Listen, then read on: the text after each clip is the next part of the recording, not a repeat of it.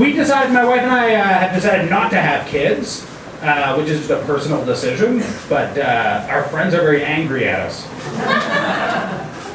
I think part of it is because all like my sister-in-law, my brother-in-law are like, "What? You're not having kids? But Tim, you're so good with kids. I can't believe it. You're so good with kids." And I'm like, "No, I just like playing with Lego." That's all that's going on there. We went up to their cottage and they're like, "We can't believe it, Tim. You got up at 8 in the morning and ate Fruit Loops with the kids and then watched 3 hours of SpongeBob." And I'm like, "Don't read too much into that. That's just my idea of a good time." Yeah, I'm also really good with old people because I like Jell-O, right? But I love being an uncle. It's the perfect amount of responsibility because I don't think I could raise them as well as they're being raised right now. They're actually getting good parenting, and here's the proof. I mentioned I was at the cottage with my nephews.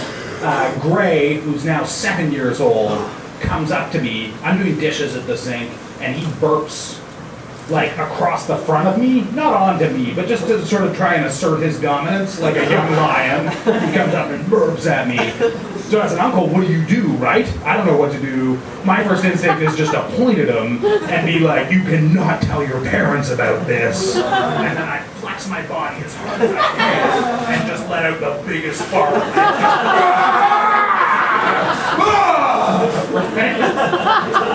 And of course, he just bursts into the pure, beautiful laughter of a child.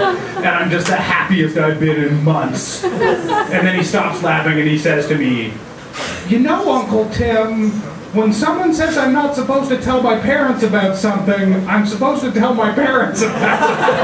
And I was like, "Okay, let's go tell your parents I farted on you. I'm so sorry." But you gotta do that, right? That's the last thing you want is like 2 months from now him being like, "Mom and Dad, Uncle Tim says there was something I'm not supposed to do." And they're like, "Why do you smell like farts all the time?" I see them maybe like 7 times a year. That's the right amount. Like last Halloween, I took them out trick-or-treating, and that blew me away. I mentioned I'm 34, so that was a very different experience. When I was a kid, Halloween was super dangerous. Right? You guys remember this? How dangerous, and now Halloween's very safe. It's crazy. When I was a kid, Halloween used to be very dangerous because people were always trying to put razor blades into apples. Do you guys remember that? You'd go out on Halloween, every third house someone's like, "Here, have an apple," and you have to be like, "Fuck you, sir, I know what you did to this apple. I am not taking your death apple. Go get me a mini Snickers or I'm calling the cops." But nowadays, no one would ever put a razor blade into an apple, right? Because razor blades are way too expensive, right? If your kid came home on Halloween with an apple with a Mach 3 blade stuck into it, you would send him back to that house 7 more times, right? Come on, buddy. Let's go give me the full pack.